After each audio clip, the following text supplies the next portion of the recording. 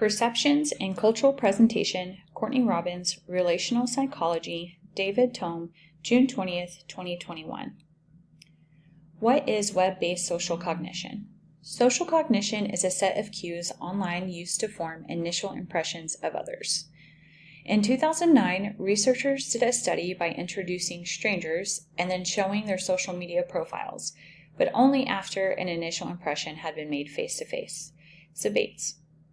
The data proved that there is some consistency with impressions made in the real world and impressions made from social platforms.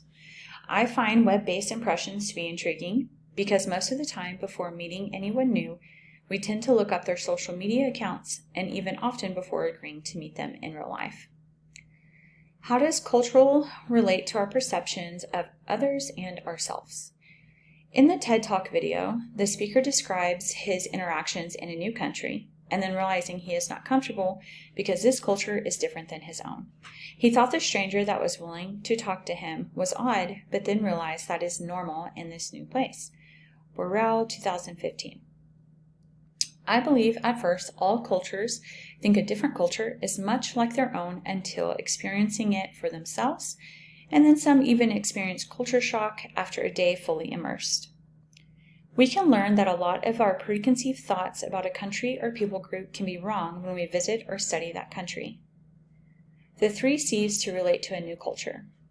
The speaker in the TED Talk shared 3 ways you can relate to a culture. The first C is confront. You believe you are correct in the way you do things and the culture you have been exposed to is wrong. With this, you will take the first new impression and possibly not want to know any more information about a new people group or history. The second C is complain. This will lead you to isolation and keep you contained to a group of people from your own culture or people that are like you. My first time out of my own country, I was introduced to a group of people that call themselves expats. And it took me a month to figure out this was a group of expatriates, and they surrounded themselves with only each other.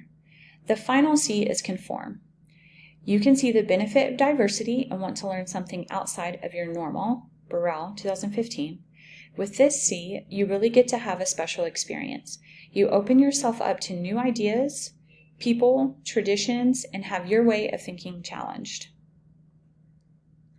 Perceptions across cultures. I think most cultures have a collective thought about other cultures. Here in the United States, most people believe all Texans own a gun and a horse. I lived in New York for a while, and I was asked often for a picture of my personal horse. I am very scared of horses, and I don't see myself ever owning one. When I spent time in Middle Eastern countries, no matter the specific country, I was asked if I personally knew our president. Many people believed our president was easily accessible because of the rallies they see on the news.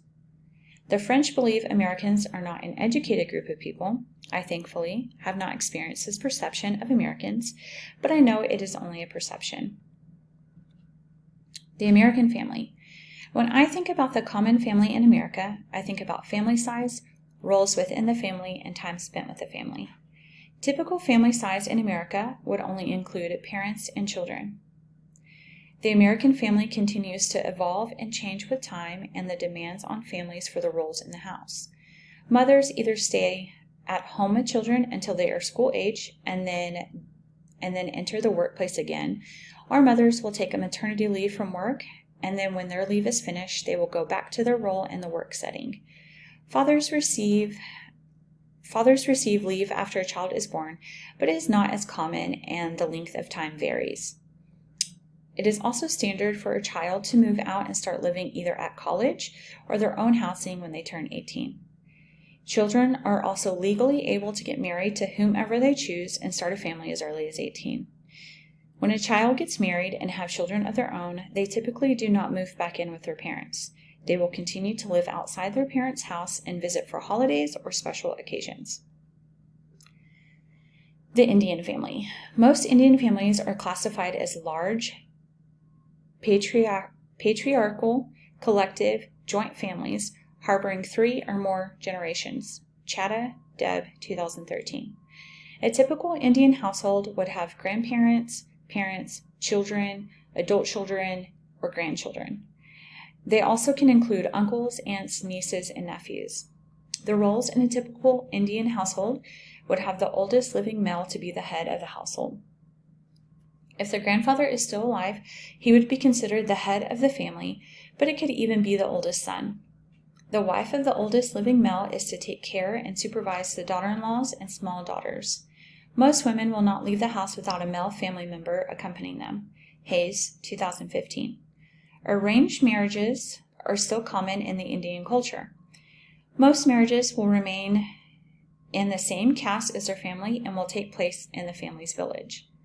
When a daughter is married in the culture, they would then leave the house they grew up in and join their husband and his family, and likewise, when a son gets married, the wife would then join him in his house with his family. India and America. This is a country I have yet to see in person, but have lately been drawn to the mystery of this land. Because families stay together almost until death, I believe they can understand a level of loyalty that Westerners might not know.